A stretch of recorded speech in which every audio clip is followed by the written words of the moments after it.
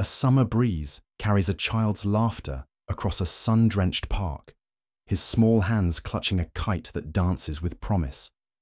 In an instant, he's gone, vanished into the golden light, leaving behind a fractured family and a mystery that haunts like a half-remembered dream. 15 years later, his sister steps into a stranger's home and sees his face, painted with chilling precision, staring back from a canvas, as if he never left. Who immortalized her brother's image, and what truth did they uncover? This is the story of Jonah Cambridge, a boy lost to the world, and Rachel, the sister who chases his shadow across time. It was Saturday, July 12th, 2008, in Green Valley Park, a sprawling oasis nestled in the gentle folds of southern Vermont's Green Mountains. The park was a symphony of summer life. Cicadas droned in the ancient oaks, their song weaving through the smoky aroma of charcoal grills and the sweet tang of spilled lemonade. Children darted across the emerald grass, their shouts mingling with the clink of ice in coolers and the rustle of picnic blankets unfurled like patchwork quilts. Families claimed their patches of shade, their laughter a vibrant thread in the day's tapestry, fathers tossing frisbees, mothers slicing watermelon, grandparents dozing in folding chairs. At the heart of this vibrant scene was the Cambridge family, gathered beneath a towering oak to celebrate Jonah's 9th birthday. A day painted in hues of joy and innocence. Ellen Cambridge had orchestrated the picnic with the precision of a conductor. Her love for her family poured into every detail. A red and white checkered blanket anchored their spot, its edges curling slightly in the breeze. A folding table groaned under the weight of her efforts, a cooler packed with glistening cans of root beer and lemonade, their aluminum sides sweating in the heat.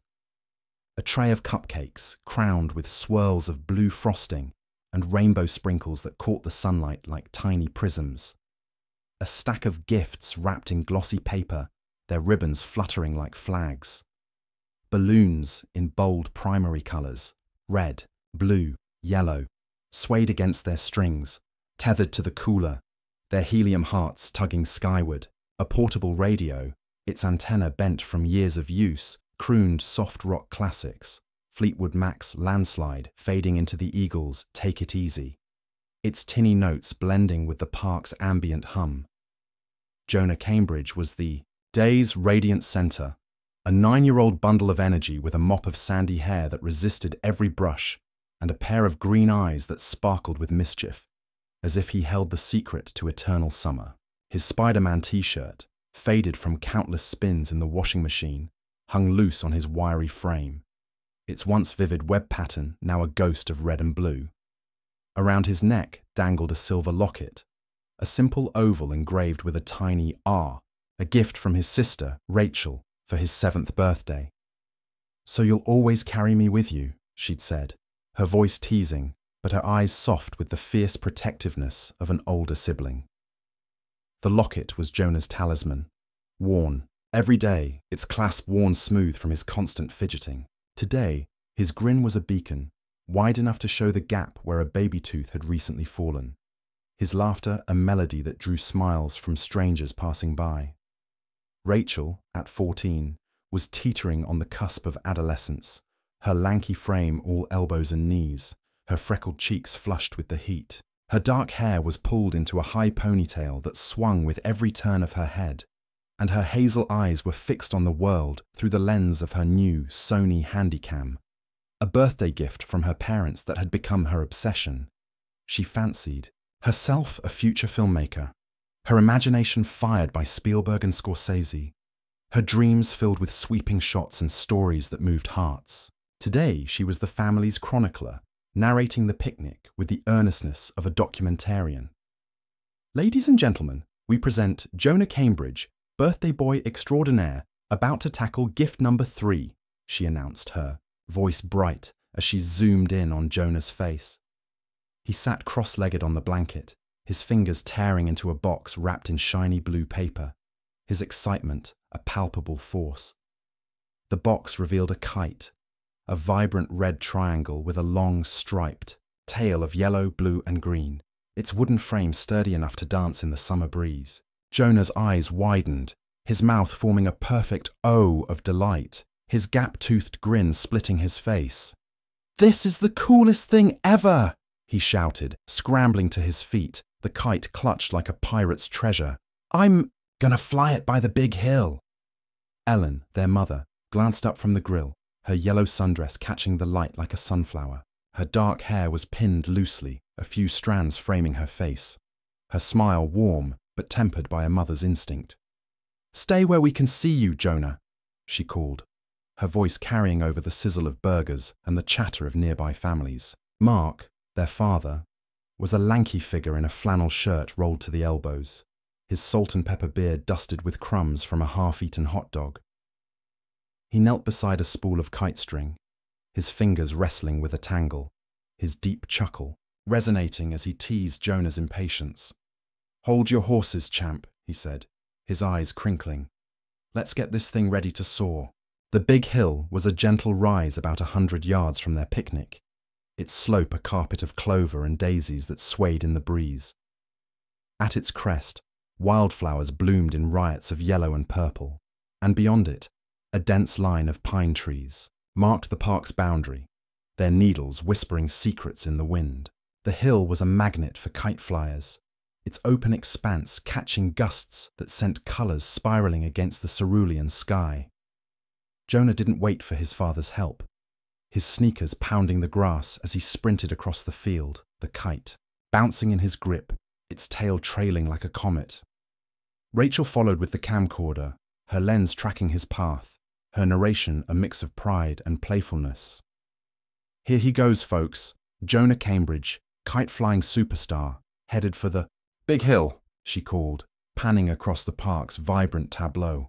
Children chasing bubbles, dogs leaping for frisbees, kites dotting the sky like bright confetti.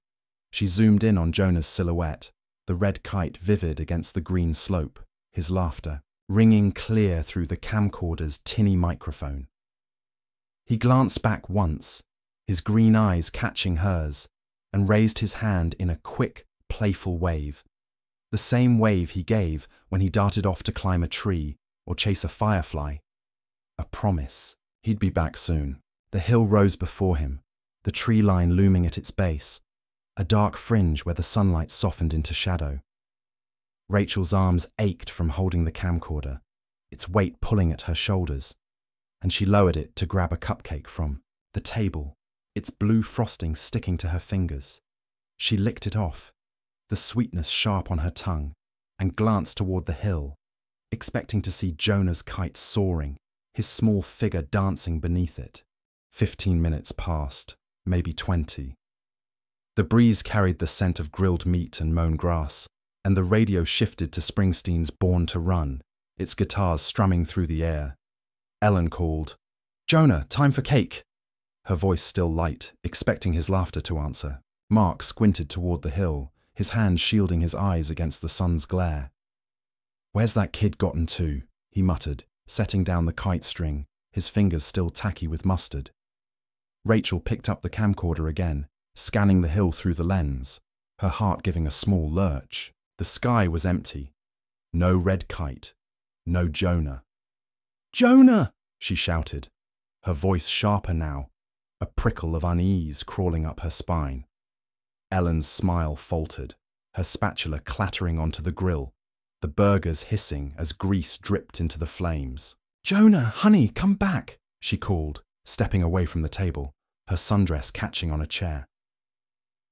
Mark strode toward the hill, his pace quickening with each step, his flannel shirt flapping in the breeze.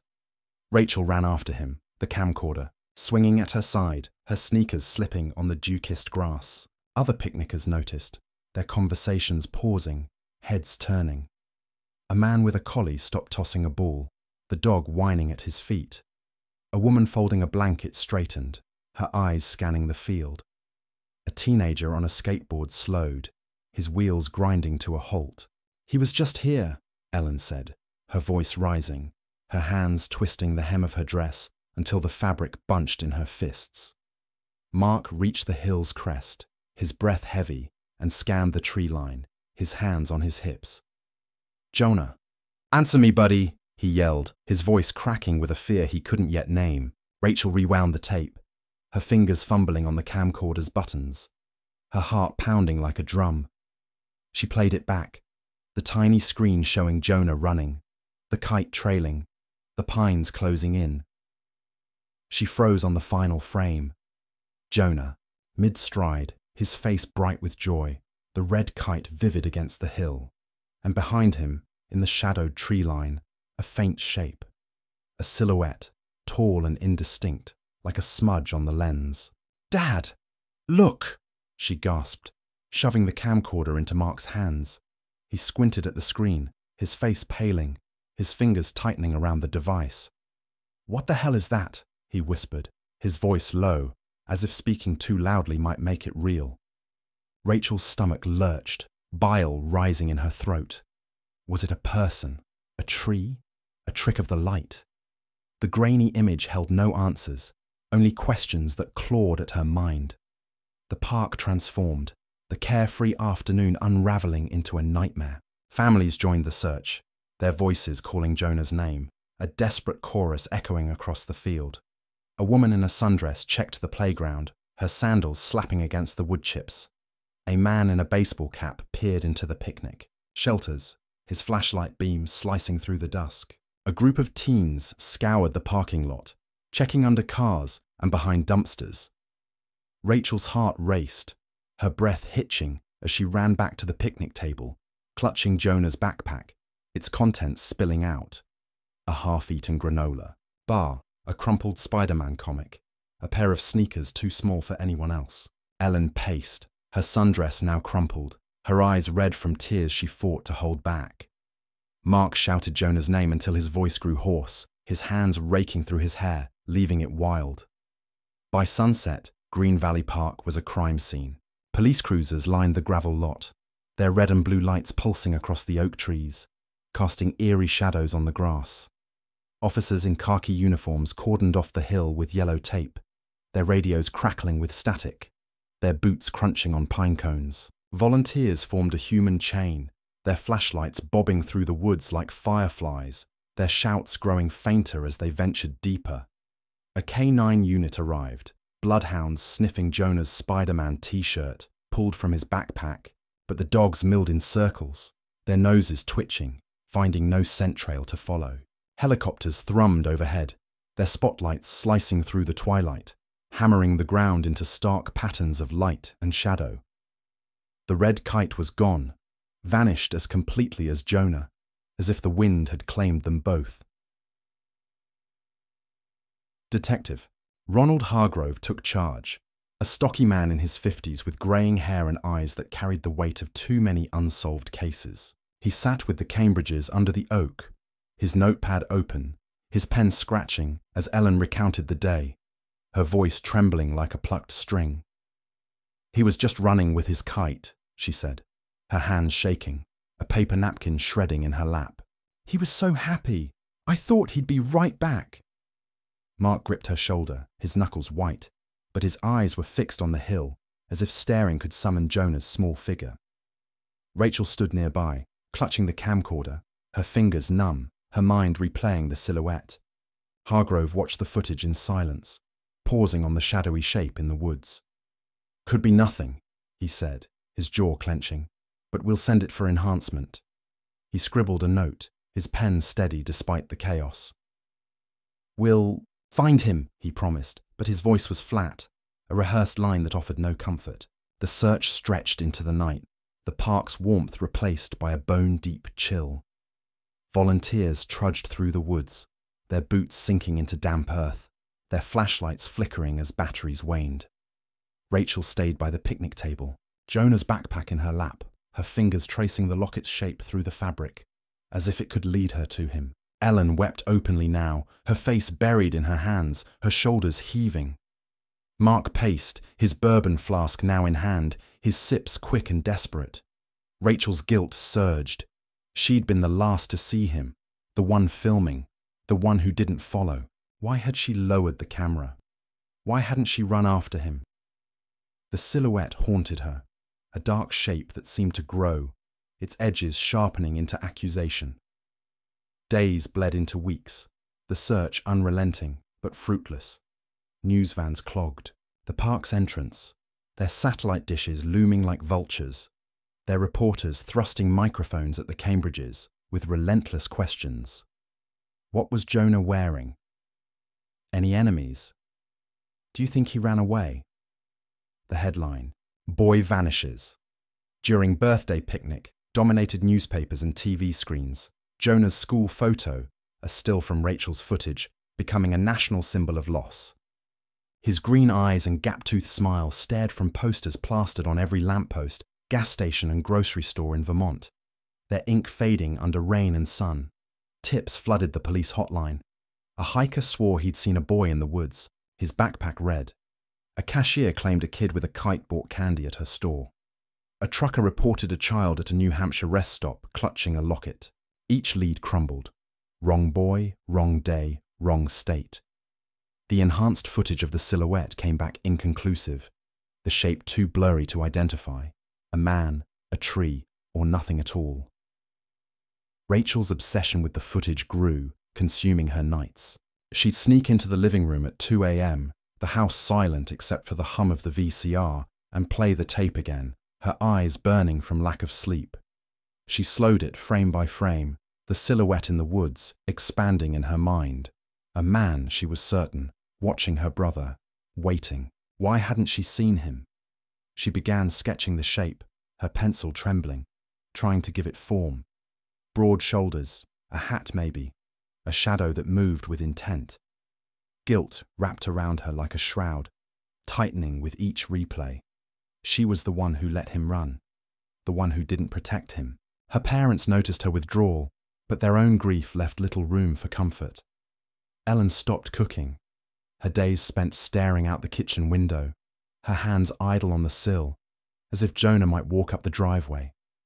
Mark's bourbon bottles multiplied, his temper flaring at small provocations, a late bill, a squeaky door. Family dinners were silent, Jonah's empty chair a wound no one dared touch.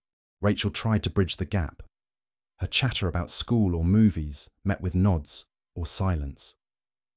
She stopped inviting friends over, embarrassed by the tension, the way her parents moved like ghosts through their home. She threw herself into her camcorder, filming everything, trees swaying in the wind, strangers in the park, empty swings creaking at dusk, as if she could capture Jonah's ghost. She started high school, her dreams of filmmaking sharpened by loss. She'd tell stories that mattered, she vowed, stories that found the missing, stories that gave answers where none existed. By the 1-year anniversary, the case was cold. The media moved on to fresher tragedies. The search parties dwindled, and the Cambridges were left with a house that felt too big. Ellen took a job at the town library, her days spent shelving books in silence, her fingers lingering on children's. Stories Jonah had loved, Charlotte's Web, The Lion, The Witch and the Wardrobe. Mark quit his accounting firm, his focus shattered, and started carpentry work. His hammer strikes echoing his anger, his hands calloused from long hours. Rachel clung to her filmmaking, her lens a shield against the world. She filmed the park. On Jonah's birthday each year, the hill unchanged, the tree line a silent witness. She kept the screenshot from the footage, a grainy frame of Jonah mid-laugh, kite in hand, on her nightstand, a quiet vow to never forget. 15 years later, in October 2023, Rachel Cambridge was 29, living in a cramped Brooklyn apartment, with exposed brick walls and a fire escape that rattled in the wind. Her documentaries, raw, intimate portraits of street musicians, bodega owners, and subway poets, had earned awards at indie festivals, their grainy authenticity resonating with small audiences. But the pay was meager, and she supplemented her income with freelance video editing. Her nights spent cutting footage for corporate ads, wedding videos, or low-budget commercials. Her apartment was a collage of her life. Festival posters taped crookedly to the walls, a shelf of dog-eared screenwriting books, Sid Field, Robert McKee, a coffee mug stained from endless refills, a second-hand couch sagging under the weight of her late-night editing sessions. Jonah was always there, a quiet anchor.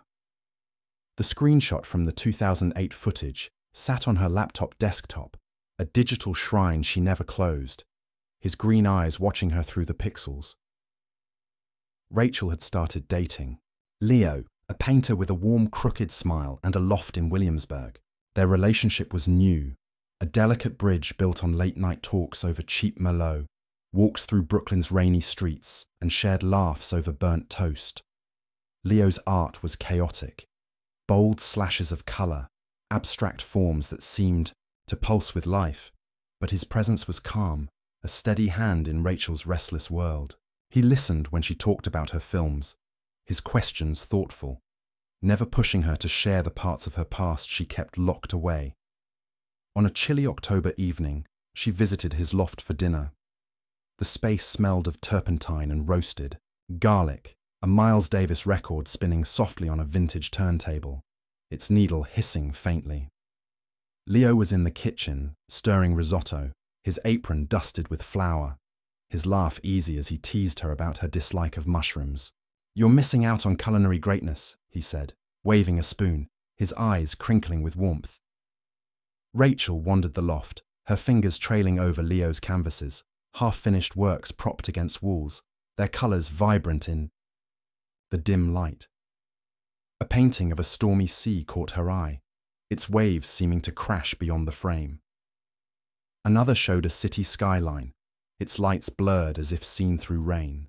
The hallway was a narrow passage, its walls lined with eclectic frames, a watercolour of a lighthouse perched on a cliff, a pencil sketch of a jazz trumpeter lost in his music, a faded photo of Leo's childhood dog, a golden retriever with a lolling tongue. Then she stopped, her breath catching in her throat. Under a soft bulb hung a painting, a boy in a field clutching a red kite, his green eyes vivid against a muted sky. His sandy hair fell in that familiar, untamed way, and around his neck was a silver locket glinting faintly. It was Jonah, exactly as he'd looked on that summer day in 2008, down to the scar above his eyebrow from a bike crash at 6, a faint crescent she'd teased him about. Rachel's knees buckled, her vision narrowing to the canvas. The room tilted, the jazz fading to a distant hum, her heart pounding like a war drum.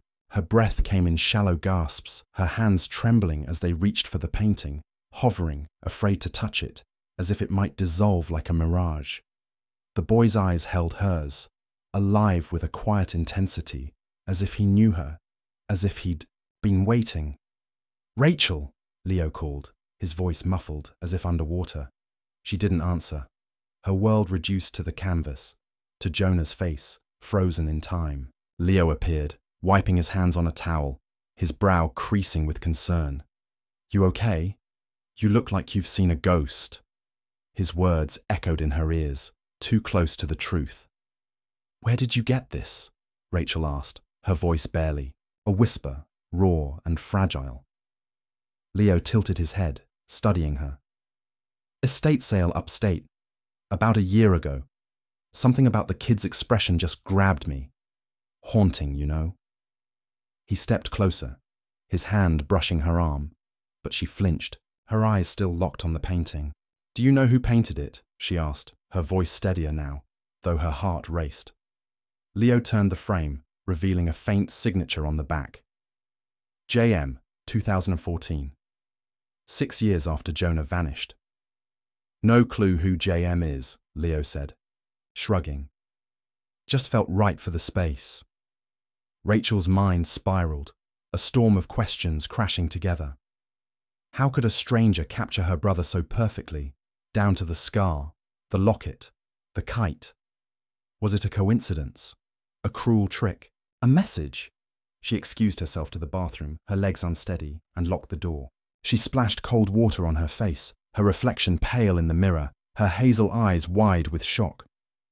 Her hands shook as she gripped the sink, the painting's image burned into her mind. Jonah's eyes, his smile, his kite.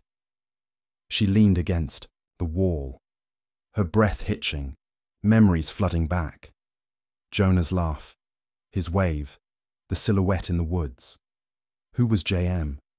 Why 2014? She needed answers. needed to know why her brother's face hung in a stranger's home, staring at her like a ghost. That night, sleep was a stranger. Rachel sat at her desk, the screenshot of Jonah glowing on her laptop, his green eyes watching her through the pixels. She opened the photo she'd snapped of the painting, zooming in on every detail: the kite's striped tail, the locket's curve, the scar's faint crescent. It wasn't just a likeness, it was him. Every line and shadow a perfect echo of the boy she'd lost. She typed, "JM Artist 2014 estate sale upstate" into her search bar, her fingers clumsy on the keys, but the results were thin. Auction listings, no names, no leads. She scoured art forums, estate sale archives, even local news from upstate New York. But JM was a phantom, as elusive as Jonah himself. She called Leo at dawn, her voice tight with urgency, her coffee cold in its mug. "Where exactly was that estate sale?" she asked, her pen poised over a notepad. He rummaged through his receipts, his voice sleepy but patient, and found an address. Harrow, a small town in the Appalachian foothills, 3 hours from New York. Rachel took a personal day, her boss grumbling but relenting. Her old Honda rattled. Along winding roads, the autumn trees a blaze of red, orange, and gold, their leaves swirling across the windshield like confetti. Harrow was a quiet speck of a town, a general store with a creaking porch and a faded Pepsi sign, a diner with neon letters flickering in the window, a church with a steeple that leaned slightly to the left, as if tired from years of standing. The estate sale had been held at the community centre, a low brick building with a mural of apples peeling at the edges, its colours dulled by time. Inside, Doris, a retiree with a perm and a penchant for gossip, sat at the front desk, her knitting, needles clicking rhythmically. "Marvin Ellis's stuff," she said when Rachel asked about the sale, her eyes lighting up with the thrill of a story.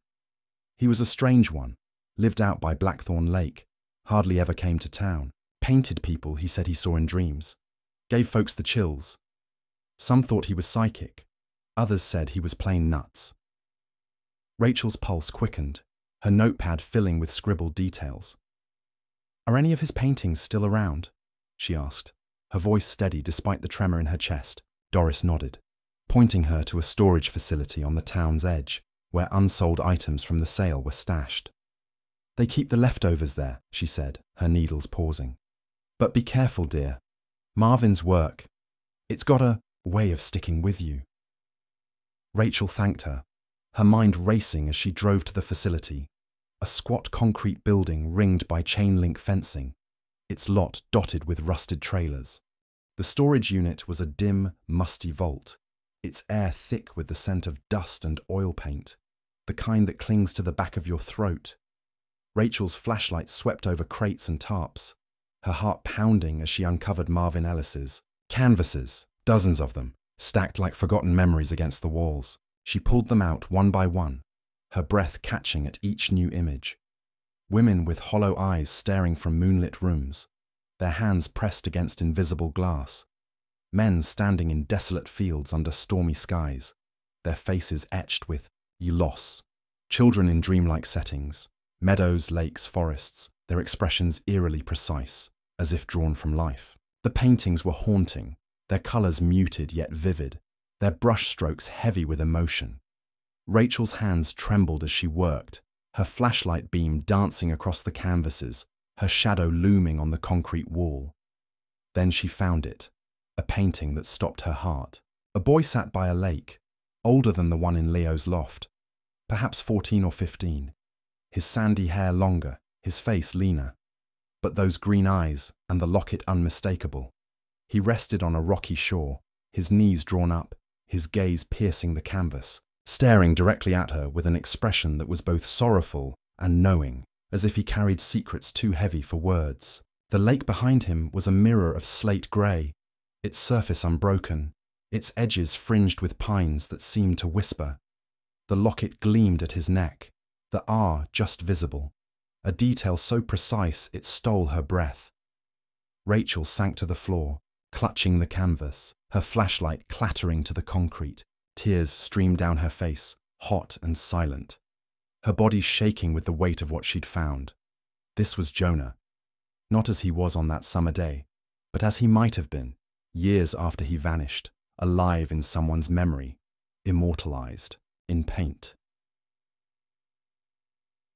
Rachel Cambridge knelt in the musty storage unit, her flashlight casting a trembling beam across a painting that stole her breath. A boy, older but unmistakably Jonah, stared back from the canvas, his green eyes piercing the dimness, the silver locket with its tiny R glinting at his neck. 15 years had passed since her brother vanished from a sunlit Vermont park, leaving their family shattered, and a mystery that gnawed at her soul. Now, in the brushstrokes of a reclusive artist named Marvin Ellis, Jonah seemed to live again. Who was this man who captured her brother's face with such haunting precision? And could Jonah still be out there, a ghost waiting to be found? Harrow, New York, was a town that time seemed to have forgotten. Its narrow streets lined with clapboard houses weathered to a soft grey, their porches sagging under the weight of decades. The October air was sharp, carrying the scent of fallen leaves, damp earth, and faint wood smoke from chimneys stirring to life. The Appalachian foothills loomed in the distance, their peaks cloaked in mist, silent witnesses to the town's quiet existence.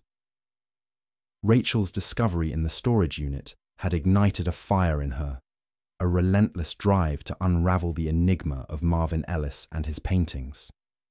She drove back to Harrow's community centre, her Honda's engine sputtering in protest, her notepad already thick with scribbled questions and half-formed theories. The centre was a low brick building, its mural of apples peeling at the edges, its windows glowing faintly in the late afternoon light.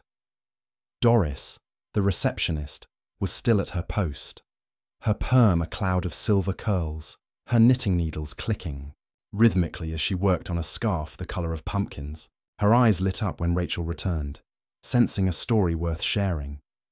"Back already?" she asked, her voice warm with gossip's allure. "Find something in that old unit?" Rachel nodded, her throat tight, and leaned against the counter. "Tell me everything you know about Marvin Ellis," she said, her voice steady, despite the storm brewing in her chest. Doris set down her needles, her smile fading into something more serious, and leaned forward, her elbows on the desk. "Marvin was a ghost around here," she began, her voice dropping to a hush, as if the walls might listen. "Lived out by Blackthorn Lake in a farmhouse older than sin, all creaky boards and broken shutters. He was an artist, sure, but not the kind who sold at galleries, not after the 80s. Back then he had shows in New York, even Boston, but something broke. In him, a breakdown, folks said. He came back to Harrow, shut himself away, and painted like his life depended on it. Never showed his work, just stacked it in that house. People said he saw things in his dreams, faces, places, moments, and painted them like they were real. Some swore he was psychic. There was a story about a fire he painted, down to the red barn and the oak tree, a week before it happened. Saved the Miller family, they said, but others thought he was touched in the head, hearing voices, seeing things that weren't there. Rachel scribbled notes, her pen scratching against the paper, her mind racing. Did he ever have visitors? A boy, maybe? Doris's brow furrowed, her lips pursing as she sifted through memories. Not that I saw, but Marvin kept to himself. You'd have better luck asking Mrs. Tate. Lives across the road from his place. She's got eyes like a hawk and a memory to match. Sees everything, forgets nothing. Rachel thanked her, her heart pounding as she drove toward Blackthorn Lake, the road twisting through forests ablaze with autumn colours. Scarlet maples, golden birches, their leaves swirling across her windshield like embers in a dream. Blackthorn Lake was a mirror of slate grey, its surface smooth, except for the occasional ripple of a fish breaking through. Pine trees fringed its shores, their needles whispering in the breeze, their shadows long and cool in the fading light.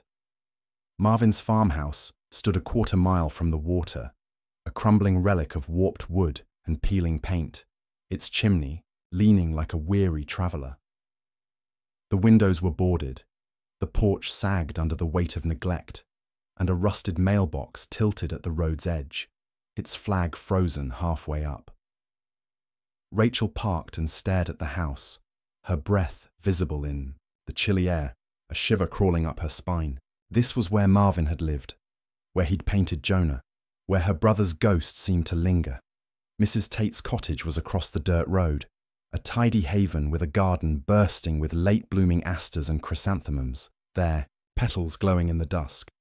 A tabby cat dozed on the porch swing, its tail flicking lazily. Rachel knocked, her knuckles rapping softly, and was greeted by a woman in her late 70s.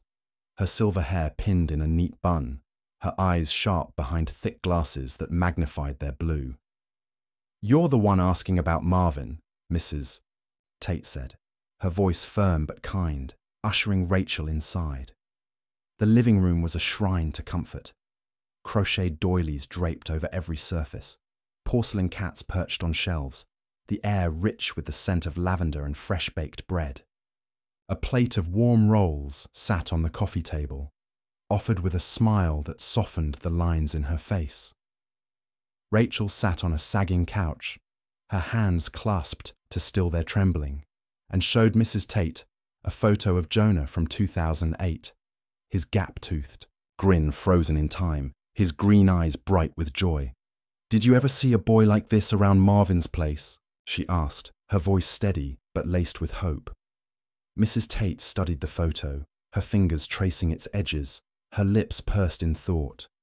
"Summers, maybe 2010 to 2013, I saw a boy playing by Marvin's fence," she said slowly, her voice measured, as if pulling the memory from deep water. "Skinny little thing, quiet, always had a kite. Red, with a striped tail, yellow and blue, I think. Thought he was Marvin's grandson, come to stay for the season. Never heard him talk much, just saw him running along the fence, that kite flapping like a flag. Marvin would watch him from the porch, sketching sometimes, his pencil moving like he was racing time." Rachel's heart lurched, her breath catching in her throat. She pulled out her phone, her fingers trembling as she showed the painting from Leo's loft. The boy with the kite, Jonah's face captured in haunting detail. Mrs. Tate's eyes widened, her hand rising to her mouth. "That's him, or close enough," she said, her voice soft with wonder. "Those eyes, green as jade, sharp as anything. Could be the same boy, though it's been years." Rachel's mind spun, the pieces of the puzzle shifting, edges aligning but not yet locking into place. A boy with a kite, near Marvin's home, years after Jonah vanished from Green Valley Park, over 100 miles away. How had he gotten here? Why was he with Marvin? She thanked Mrs. Tate, promising to return, and drove to the Harrow County Records office, a squat building with flickering fluorescent lights and air that smelled of old paper and mildew.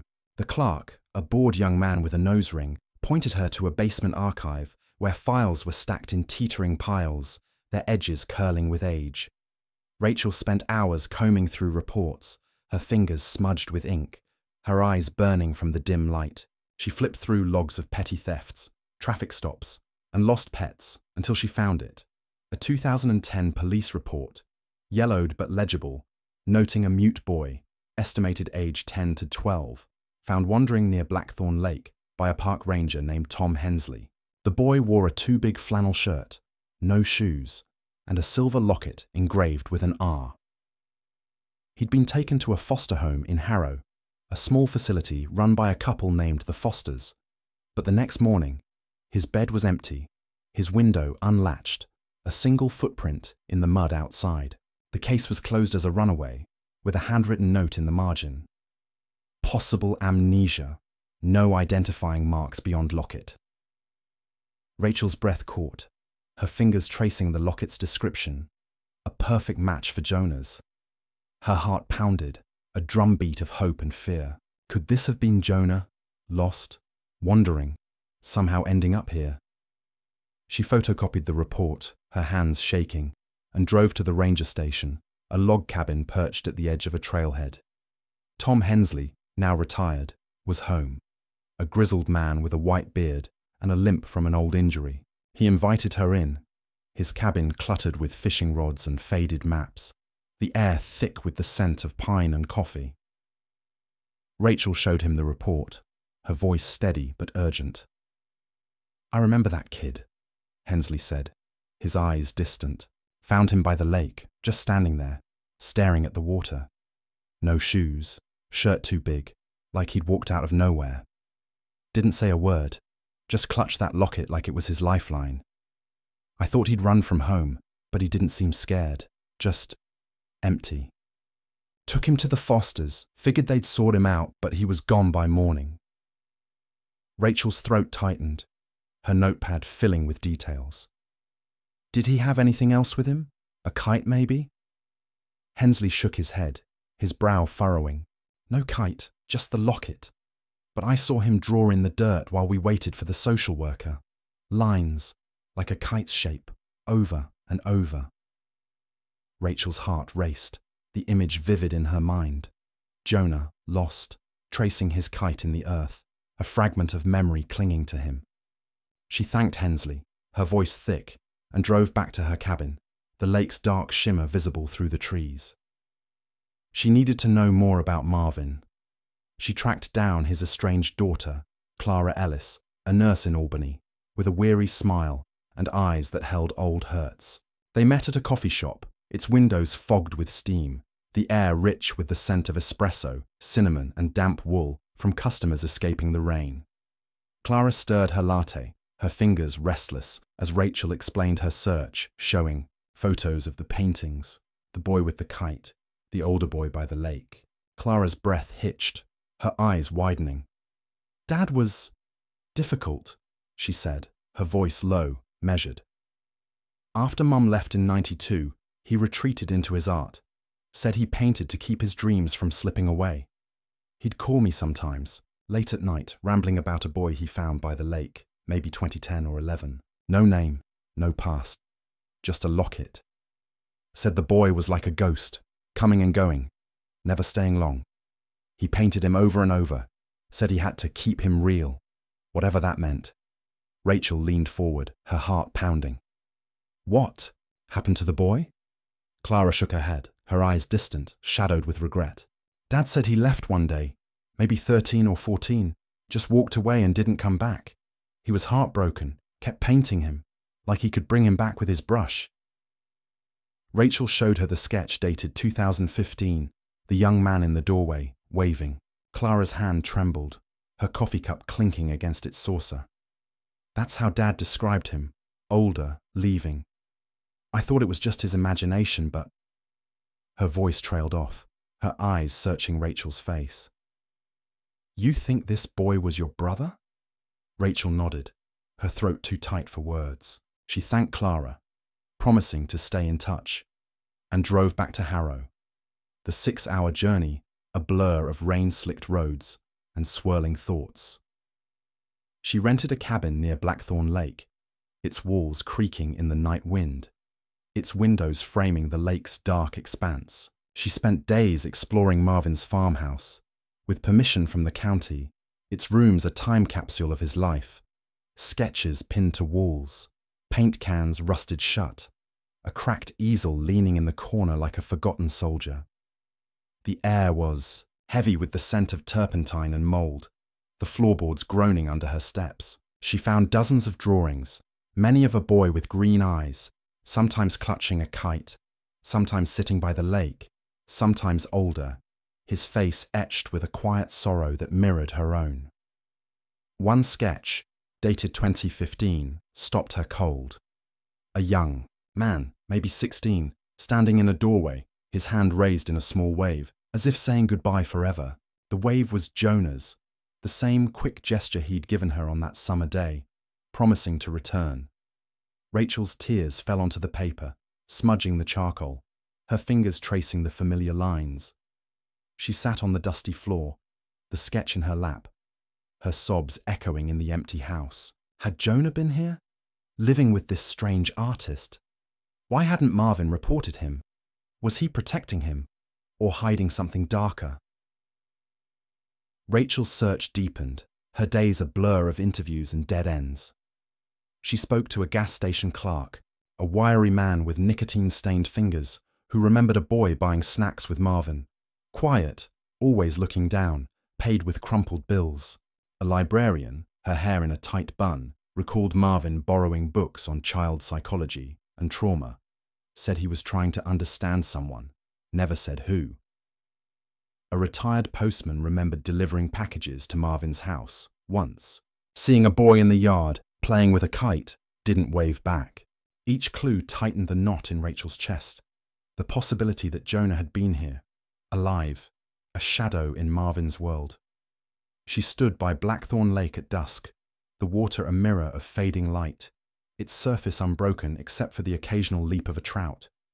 The pines whispered, their needles falling like soft rain, the air sharp with the scent of resin and earth. She imagined Jonah here, sitting on the rocky shore, his kite in his lap, his eyes fixed on the water. Had he been lost, amnesiac, clinging to fragments of a life he couldn't name? Had Marvin found him, taken him in, painted him to preserve a memory neither could hold?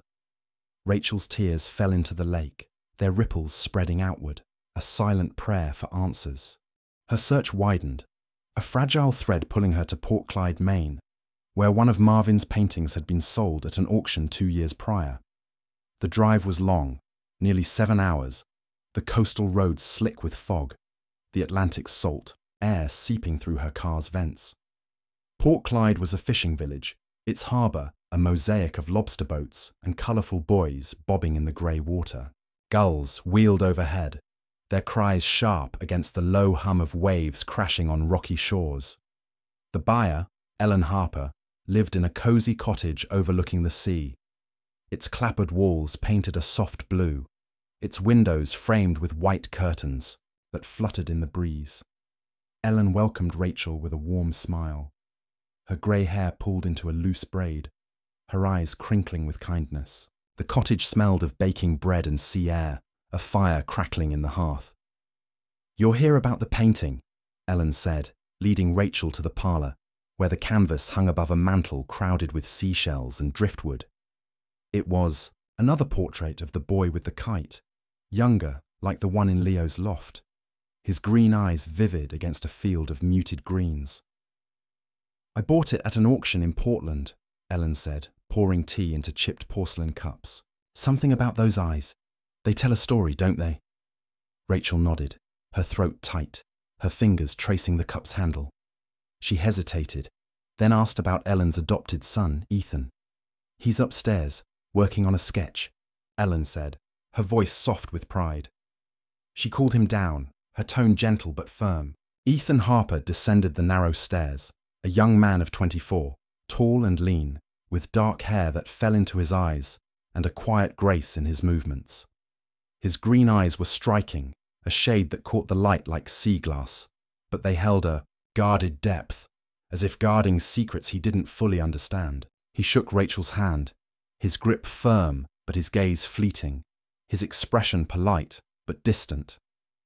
Rachel studied his face, her heart racing, searching for Jonah, the shape of his jaw, the angle of his nose, the faint scar above his eyebrow, now barely visible, a ghost of a childhood wound. "This might sound strange," Rachel said, her voice steady despite the tremor in her chest. "But did you ever have a locket when you were younger?" Ethan's eyes flickered, a shadow crossing his face, his fingers pausing on the edge of a chair. He glanced at Ellen, then back at Rachel, his brow creasing. "Yeah," he said slowly, his voice low, measured. "When I was a kid, it had an R inside. Mum said I was wearing it when she adopted me. Said it was the only thing I came with." Ellen nodded, her smile soft, her hands folded in her lap. "Ethan was about 10 when he came to us, from a foster home upstate," she said. "Didn't talk much at first, but he's been our blessing ever since." Rachel's world tilted, her breath shallow, her mind a storm of hope and doubt. She pulled out the photo of Jonah from 2008, her fingers trembling as she handed it to Ethan. "Do you recognize him?" she asked, watching his reaction, her heart pounding like a drum. Ethan studied the photo, his brow creasing, his fingers lingering on the image, as if drawn to it. His eyes flickered with something: recognition, confusion, or just a trick of the light. "Don't know him," he said finally, his voice low, but his gaze lingered on the photo, his fingers tracing Jonah's smile. Rachel's throat tightened, her hope fragile but fierce. Was this Jonah, his memories buried under years of loss? Or was she seeing what she wanted? A sister's desperation painting a stranger's face with her brother's. She spent the afternoon in the cottage, the fire crackling, the sea's roar a constant undertone. Ellen shared stories of Ethan's childhood, his love of drawing, his quiet hours repairing lobster traps, his nightmares as a boy, waking with no words to name his fear. Ethan listened, his expression guarded, but he spoke too, his voice soft, but clear. He'd bounced through foster homes in upstate New York, his earliest memories fragmented.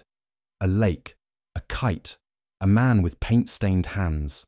He didn't remember a locket, not consciously, but Ellen kept it in a drawer. A small silver oval Rachel recognized instantly. Its R worn but unmistakable. Rachel held it, her fingers trembling, her tears falling silently. It was Jonah's, she was sure, a piece of him preserved across time. Rachel wanted to press Ethan, to ask if he remembered a park, a picnic, a sister who loved him, but the words caught in her throat. His life was here now, with Ellen in this village by the sea. What right did she have to upend it, to drag him into a past he might not recall? She watched him sketch at the kitchen table, his pencil moving with a quiet intensity, his drawings of boats and waves carrying an echo of Marvin's style, as if some thread connected them. She wondered if Marvin had taught him, if Jonah had learned to draw in that crumbling farmhouse, his hands guided by a man who saw him as more than a ghost. She left, the fog rolling in from the harbour. Rachel stood on the porch, the sea's salt air sharp in her lungs. She turned to say goodbye, her heart heavy with questions she couldn't ask. Ethan raised his hand in a small wave, a quick, familiar gesture that stopped her cold. It was Jonah's wave, the one he'd given her on that summer day in 2008, running toward the hill, promising to return. Her eyes filled with tears, her hand trembling as she waved back, the fog wrapping around her like a shroud. Ellen watched from the doorway, her smile soft, her eyes knowing, as if she sensed the weight of the moment. Rachel walked to her car, the harbour's fog swallowing the cottage, the gulls' cries fading into the mist. She drove into the night, the road stretching endlessly before her, the painting's eyes following her, Jonah's wave replaying in her mind. Was Ethan Jonah, his memories lost to time, his life rebuilt in this quiet village? Or was she chasing a shadow, seeing her brother in a stranger's face, her heart refusing to let go? She didn't know, but the locket, the paintings, the wave, they were threads, fragile but unbroken, tying her to the boy from the picnic. She'd keep searching, keep filming, keep telling his story, because somewhere, in a canvas or a gesture, Jonah was still out there, waiting to be found.